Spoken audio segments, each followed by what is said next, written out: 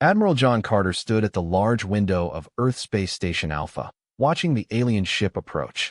It was unlike anything humans had ever built, smooth, curved, and glowing with a soft blue light. The ship was 5 times larger than the largest vessel on Earth. "They're ready to dock, sir," Lieutenant Mary Cole said from her station. Carter nodded. His stomach felt tight. This encounter would change human history forever. 3 months ago, humanity successfully tested its first faster-than-light engine. Just 2 weeks later, alien signals arrived, followed by this huge ship, the Galactic Council, as they call themselves, a group of alien species that rule most of the known galaxy. Carter straightened his uniform and walked to the dock with Mary and 4 other officers. Security teams lined the walls, nervous but professional. The airlock hissed and opened. 7 different alien species passed through. Carter tried not to look. The leader was tall and thin like a predatory mantis, with 4 arms and large, complex eyes. Behind him came beings of all hues, one like a floating jellyfish, another like a hairy lizard walking on 2 legs. Admiral Carter, the mantis-like being, spoke through a translator device. "I am Ambassador Zixler of the Galactic Council. We come with peaceful intentions." Carter stepped forward. "Welcome to Earth Space Station Alpha. I represent the United Earth Defense Fleet." The meeting room was prepared with special chairs to accommodate the different alien bodies. Scientists and diplomats from Earth joined them, including Lisa Reeves, Earth's top diplomat. "We were surprised by the development of faster-than-light travel," Zixler said. "Most species require guidance to achieve this technology." Lisa Reeves smiled politely. "Humans have always been resourceful." Zixler's big eyes went blank. "In fact, that's why we're here. The galaxy is a complex place with many dangers. The Council provides protection and guidance for developing species like yours." For 6 hours, the aliens explained their proposal. Earth would join the Galactic Council as a member of the Protectorate. They would receive technology, protection, and limited commercial rights. When the aliens left for their ship to give the humans time to review the completed treaty, Carter, Reeves, and the Earth team gathered in a safe room. Reeves pointed to specific sections of his tablet. "These terms are worrying. Section 12 limits our military ships up to 50, all under Council supervision. Section 24 restricts our colonies to our immediate solar system," added Dr. Ben Walsh, reading further. Carter frowned, "And they want full access to all of our technology and research." "This is not a treaty between equals," Reeves said. "It's a list of restrictions designed to keep us in check." The next day, when the Council representatives returned, they seemed confident. "We have reviewed your treaty," Carter said. Zixler's body language showed anticipation. The Council had never been rejected before. Within 3,000 years, all species accepted his terms. "The Earth must decline respectfully," Carter said firmly. The room fell silent. The jellyfish-like alien actually changed color. "Maybe you don't understand the benefits." Zixler began. Lisa Reeves stepped forward. "We fully understand, but humans will not accept limitations on our growth or sovereignty. We propose instead open diplomatic relations as equals." "Equals?" The hairy lizard alien made us look like a laugh. "Your species has barely left the solar system." Carter smiled. "It's true, but we got there ourselves, and we'll go further along the same path." He grew taller. "Unless the Council intends to pursue a mutually respectful relationship, we have nothing further to discuss." As the aliens left, clearly distraught, Carter watched his ship through the window again. "Did we make a mistake?" Mary asked, standing next to him. "No," said Carter. "We have just shown the galaxy that humanity will not be controlled." He turned to her with determination in his eyes. "And this may be the most important message we have ever sent." The Grand Council chamber on Centauri Prime buzzed with nervous voices. Hundreds of aliens from over 30 species sat in curved rows that rose up like a giant bowl. At the center was Elder Foxba, a being made of living crystal who had seen over 400 years of galactic politics. "Silence. Call Foxba." And the chamber fell silent. "We face an unprecedented situation." On the large screen behind him, an image of Earth appeared. "Humans have rejected our standard treaty," Foxba continued. "This has never happened in the history of the Council." Ambassador Zixler stepped forward. "I led the first contact team. Humans are unusual. They developed faster-than-light travel without any guidance. Their history shows a pattern of conflict, but they have survived several near-extinction events. Are they dangerous? Asked a small blue alien from the third row. All independent species are potentially dangerous, Zixler responded. But humans show worrying levels of independence. They question everything. Ambassador Krell, a large reptilian being covered in dark scales, rose from his seat. His species, the Vorn, were known for their military power within the council. We should contain them now, Krell said, his voice deep and menacing. Any species that rejects the council's authority cannot be trusted. Many council members nodded in agreement. We should study them further, countered Zixler. Hasty actions can be reckless. Just then, the chamber doors opened. A human entered, causing whispers to spread throughout the room. It was Sam Miller, recently named Earth's first ambassador to the stars. Forgive my interruption, Sam said with a confident smile. Earth sent me to present our counterproposal. Foxva's crystal body glowed with surprising colors. Counterproposal, this is irregular. Sam was given permission to speak. He stood in the center of the chamber, looking small but fearless among the alien representatives. Earth is grateful for the council's offer. Sam started. But we propose an alternative.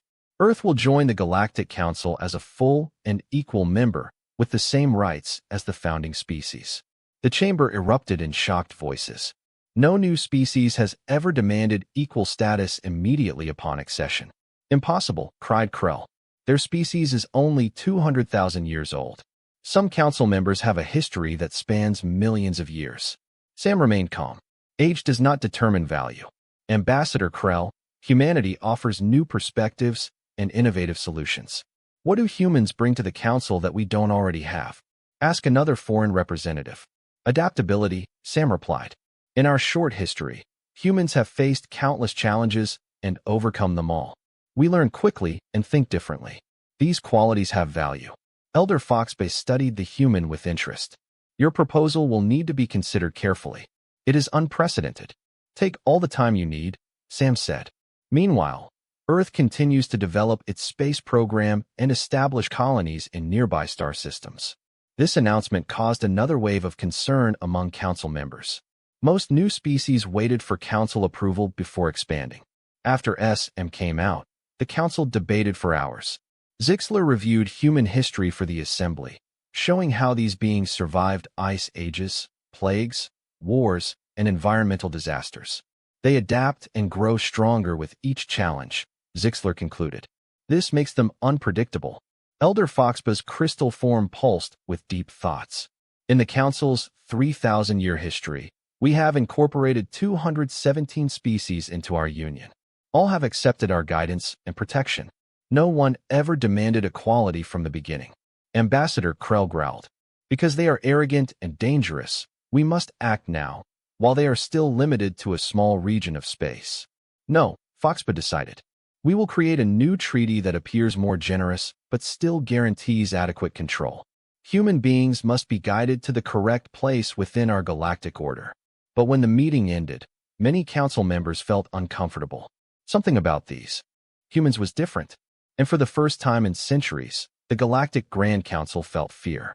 General Alice Blackwood walked through the heavy security doors of Earth Defense Command. The underground facility was built deep in the Rocky Mountains, safe from orbital scans. Her footsteps echoed in the hallway as she headed towards the Intelligence Division. Major Frank Daniels waited for her in a windowless room. On the table, the lay a folder marked Top Secret. The alien finally spoke.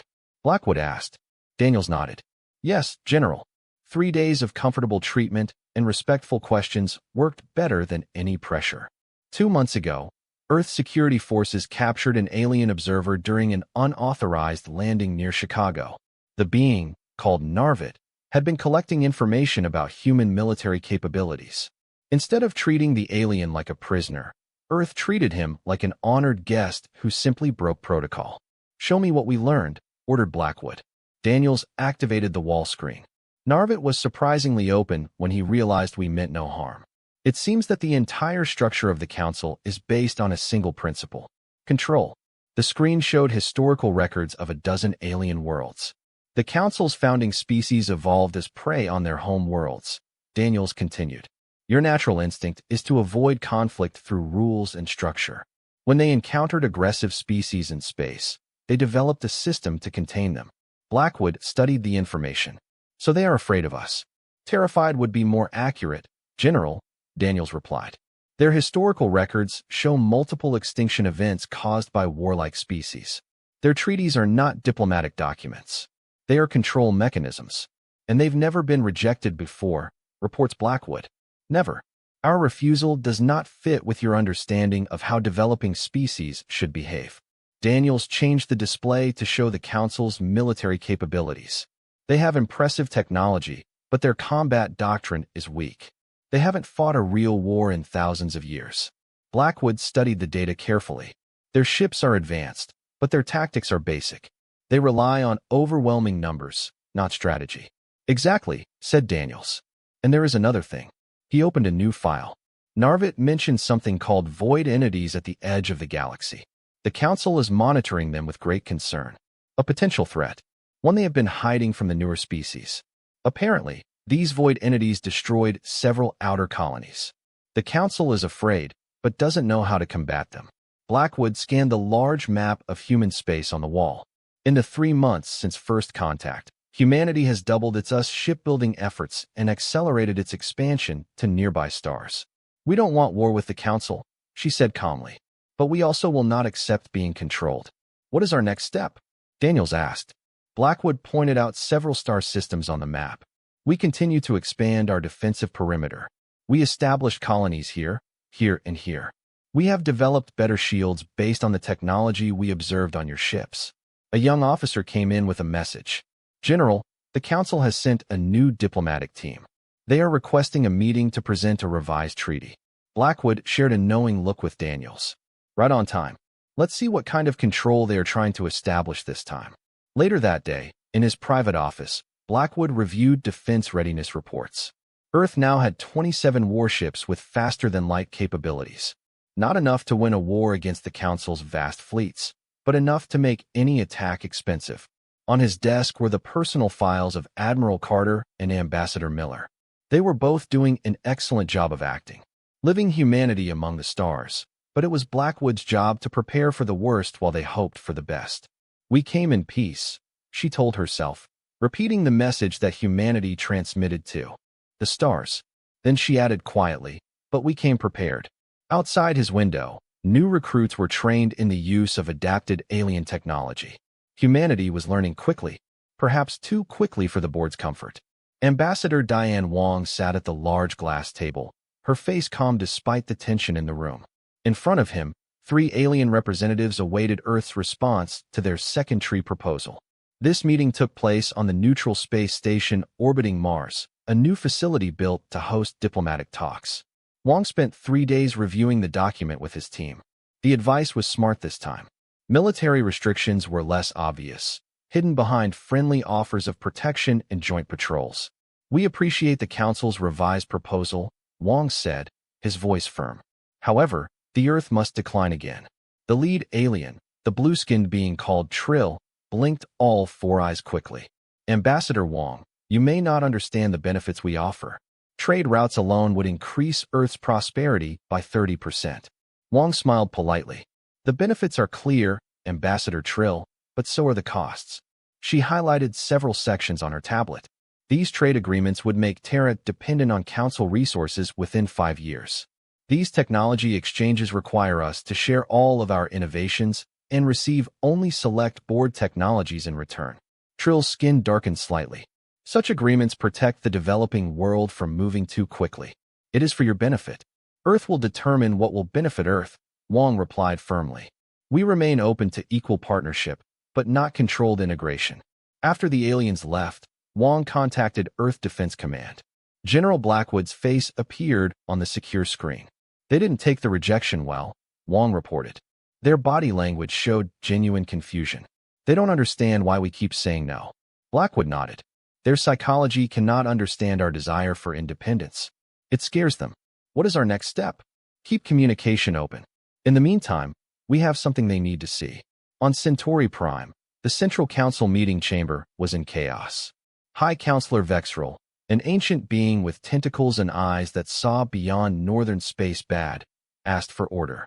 Our intelligence reports are confirmed, Vexrel announced. Humans have established 3 new colonies outside their solar system without council approval. Worse, they developed shield technology similar to ours in just 4 months. Ambassador Zixler stepped forward. This rate of adaptation is unprecedented. They are studying our technology and improving it. A hologram appeared in the center of the chamber, showing human ships with new weapon systems. The design was different from the Council ships, but clearly incorporated strange principles. How is this possible? Ambassador Krell asked. Their minds should not be able to comprehend our science so quickly. Human brains form connections differently, the Council's chief scientist explained. They take creative leaps that our species finds difficult. High Counselor Vexral's tentacles waved in agitation. Twice we offered them the standard path to membership. Twice they rejected our wisdom. Our models cannot predict your behavior. The chamber fell silent as Vexral continued. For the first time in the Council's history, I recommend that we consider preventive security action. Human expansion must be contained before it threatens galactic stability. Back on Earth, President William Harding reviewed the latest defense preparations in the White House Situation Room. Holographic displays showed Earth's growing fleet and new colony locations. Our intelligence suggests that the Council is growing increasingly very concerned, General Blackwood reported. They may be considering military options. President Harding frowned. We didn't do anything threatening. We just refused to be controlled. For the Council, independence itself is a threat, Blackwood explained. They ruled through control for 3,000 years. We are the first species to say no and mean it. Can we defend ourselves if they attack? Asked the president. Admiral Carter nodded. Not against their full strength, but we can make any action against us extremely costly. They know that. We want peace, said President Harding, looking at the star map showing humanity's position in the galaxy. But we are prepared for the alternative. There is one more thing, added Blackwood. Our deep space monitors have detected unusual energy signatures beyond the Orion Arm. They correspond to what our visitor from Narvit described as empty entities. The president's eyes narrowed. So the threat the Council fears is real. Maybe this is an opportunity. Sir, if they don't accept us as equals, perhaps they will accept us as protectors. The Council's military strategist, Erkin, a 6th-level being with silver skin, stood before the emergency session of the Galactic Security Committee. His presentation showed detailed maps of human expansion into nearby star systems. Humans are expanding faster than any species we've encountered, Erkin said. They established 12 colonies in just 3 years. Your ships now patrol the entire region. Committee members shifted uncomfortably in their seats. Elder Thoxva's crystalline form pulsed with worried colors. And their weapons? Asked Ambassador Krell. Erkin changed the display to show a human warship. Your ships are now armed with energy weapons that our sensors cannot fully analyze. They appear to have taken our basic shield technology and modified it in ways that our scientists don't fully understand. Impossible, said a committee member. No species could adapt our technology so quickly. Humans are different, Erkin replied simply. They think differently, and they take risks we would never consider. Just then, a messenger entered the chamber and whispered to Elder Thoxva. The Elder's colors changed to shock. A human diplomatic ship has just arrived, Thoxva announced. They are requesting an immediate hearing. When Ambassador Karen Lee entered the chamber, many council members had never seen a human being in person before. She was shorter than most of the alien representatives, but she walked with a confidence that made the room take notice. Thank you for seeing me without an appointment, Lee said, bowing slightly to Elder Thoxva.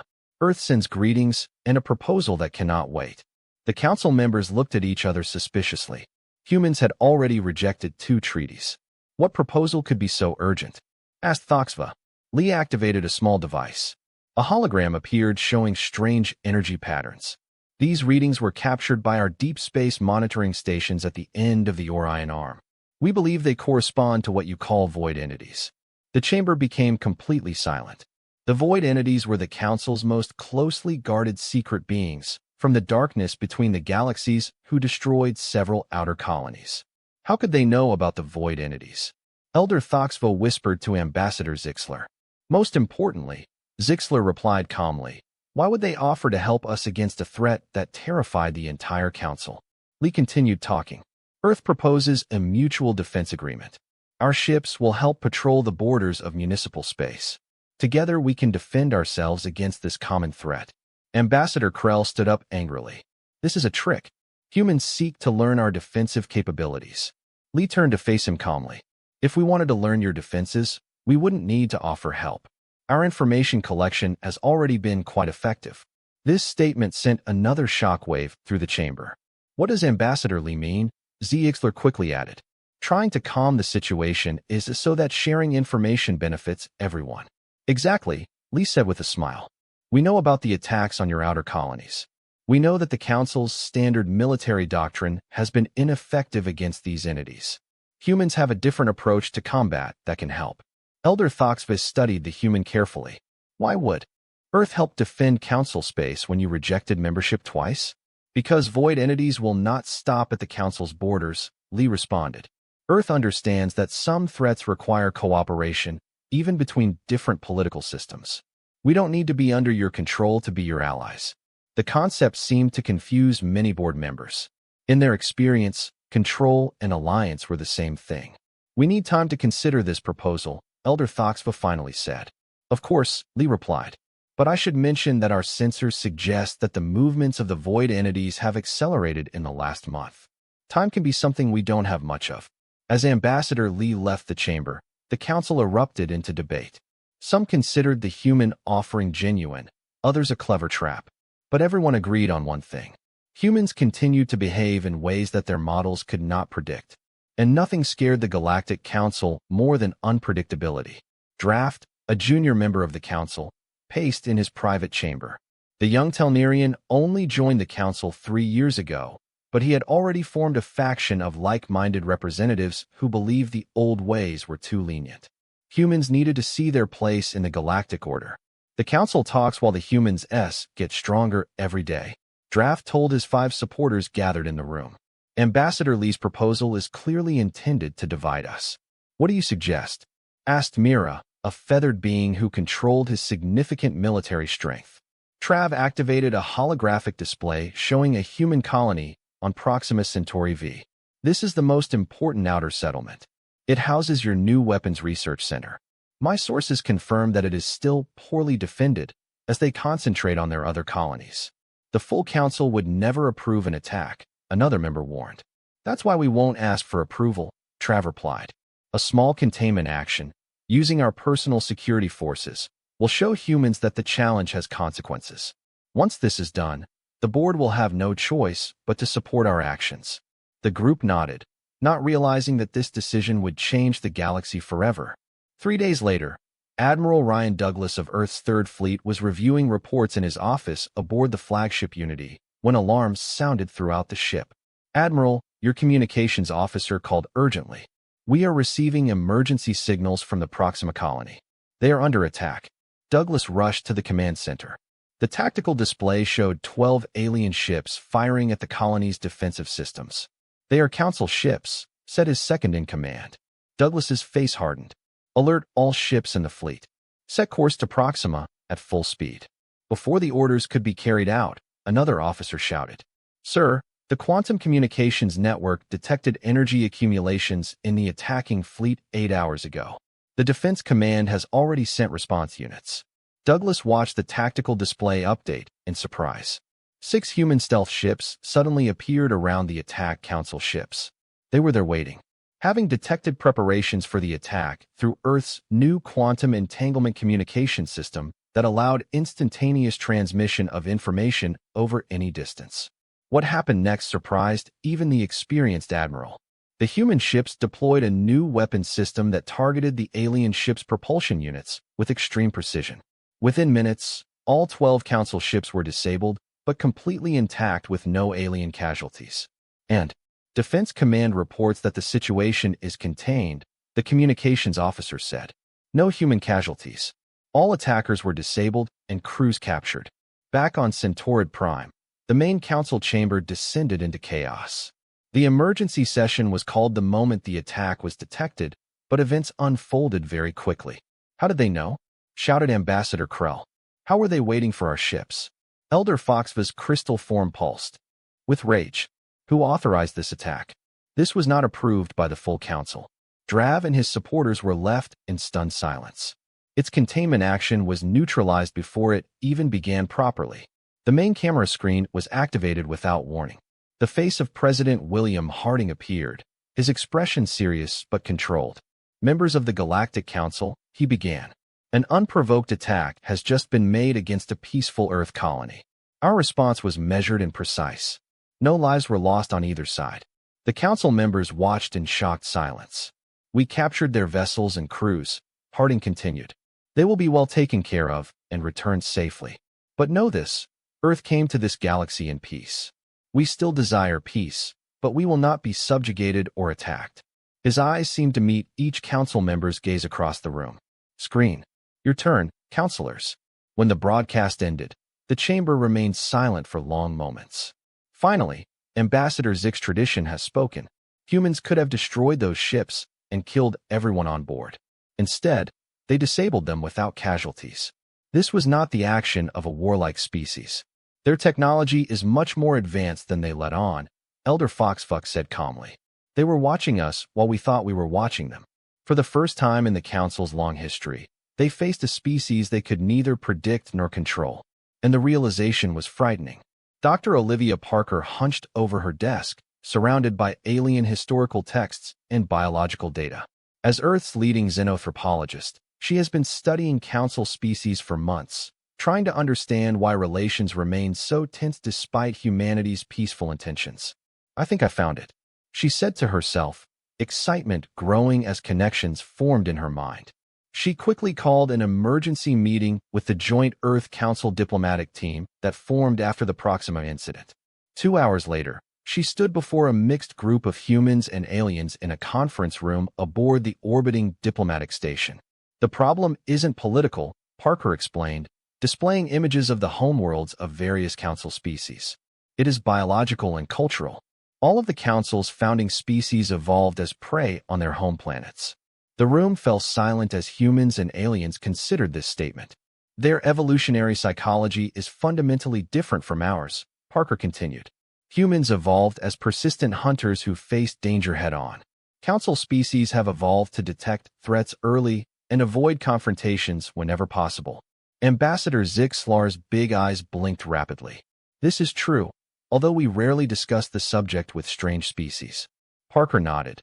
The entire structure of his council is built to contain threats through rules and control, but humans see rules as guidelines that sometimes need to be broken. We value independence and self-determination above stability. This explains a lot, said Elder Thoxva, who participated remotely in the meeting. Your rejection of our treaties was not an aggression as we feared. It was simply his natural desire for freedom.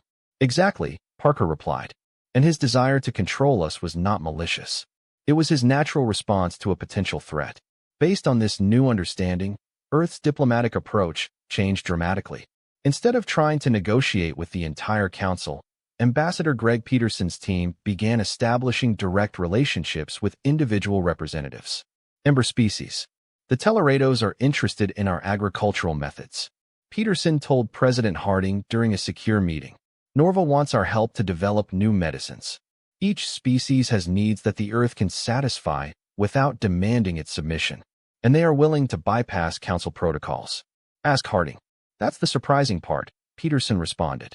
Many species have quietly chafed at the council's restrictions for centuries, but were too afraid to oppose them. Our example inspired them. Within weeks, Earth had signed independent treaties with 7 council species. Each agreement was unique, meeting specific needs and offering protection, resources, and technological exchange without requiring control. The Council's unity began to crumble as more species sought direct relations with humans. The diplomatic corps operated under a new directive created by Peterson. Understand your fears, meet your needs, demonstrate our reliability. On the colony world Nova Terra, human and Tellerat scientists worked side by side developing cultures that could grow in both environments. In orbit around Jupiter, human engineers helped northern medical researchers establish a new facility that would benefit both species. They're still afraid of us, Peterson explained to his team. But they are starting to realize that working with humans offers more benefits than trying to control us. Not everyone supported this new approach. A faction led by Ambassador Krell continued to push for stricter measures against Earth. The Council's junior member, Drav, was removed from his position after the failed attack, but his supporters remained powerful. Meanwhile, the Void entity's signals continued to grow stronger. Earth and its new allies have increased monitoring of the galactic edge, sharing data and preparing defenses.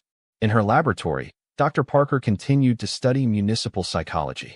The irony, she told a colleague, is that their fear of us could save them from a much worse threat. Like this? Asked the colleague. Because humans don't run away from danger, Parker replied. We ran towards him. And for the first time in 3,000 years, the Council has allies who are not afraid to fight. 10 years have passed since humans first encountered the Galactic Council. The Great Conference Hall on Earth's moon Luna was filled with representatives of more than 50 alien species. The huge dome above revealed the stars and Earth suspended in the black sky, a beautiful blue jewel. Admiral John Carter, now Earth's senior representative, stood alongside the Council's new leader, Ambassador Zixler. Together, they prepared to sign the charter creating the Interstellar Cooperative, replacing the old Galactic Council structure. If someone had told me 10 years ago that we would be here as equals, I wouldn't have believed them, Zixler said, his voice carrying perfect acoustics through the halls. Change is difficult, Carter responded, but necessary. The last decade has transformed galactic politics. Following Dr. Parker's groundbreaking understanding of board psychology, relations steadily improved. Terra has formed direct partnerships with 32 council species. These relationships proved so successful that even species loyal to the old council structure began to question the need for strict control protocols. Ambassador Krill and his supporters resisted at first, even attempting a military coup against the council leadership. But with human support, Elder Foxba maintained order, and Krill was eventually removed from power. Zixler addressed the assembled representatives. Today we recognize a new path forward. The old council was built on fear and control. The new cooperative is based on mutual respect and common goals. Carter nodded and added, we feared what we didn't understand. The council approached the space with caution born of its evolutionary history. Humans approached it with the boldness of explorers. Both perspectives have value. The council believed his rejection of our treatment was aggression, Zixler admitted. Now we understand that it was simply self-determination, and we mistook his caution for hostility, Carter responded, when it was wisdom born of experience. Together, they signed the charter, which guaranteed the independence of all member species while establishing common defense, trade, and scientific cooperation. Each representative then added their signature, marking a new era in galactic history. When the ceremony ended, an urgent message arrived. The large screen at the front of the hall activated, showing a tactical officer from the Joint Defense Fleet. Priority alert to all cooperative members, announced the leader. Confirm nil entity activity in Sector 87. 3 ships were lost. Entities are migrating to populated systems. Carter and Zixler exchanged glances. For years they prepared for this moment, building defenses and creating joint response plans. All the defending fleets moved to the designated positions and ordered Zixler without hesitation. Activate the quantum shield network, added Carter. Throughout the hall, representatives hurried to coordinate their planet's responses. There was no panic, just organized action. The new cooperative was designed with this threat in mind. In space, a joint human council fleet positioned itself at the edge of the threatened sector. Ships of various designs formed a united defensive line. The lead ship, commanded by Admiral Douglas, carried weapons systems developed through the combined knowledge of 20 different species. On Luna, Carter and Zixler went to the command center below the conference room. Holographic displays showed approaching void entities, dark, shifting shapes that seemed to bend the light around them. Are we ready for this? Asked a nervous representative of a small world council. We are together, Carter replied calmly and confidently. Zixler turned to the human admiral. The species we feared most became our greatest ally, just when the galaxy needed it most. Carter smiled slightly. Maybe this was destiny. Their wisdom and our courage combined against a common threat. As the defending fleet engaged the first void entities, the newly signed letter glowed on the display behind them. The first line attack. We are together, independent but united, to face any challenges the universe presents. Species that once feared each other now faced a real threat side by side. And for the first time in galactic history, Both humans and council species felt the strength that comes from true cooperation rather than control.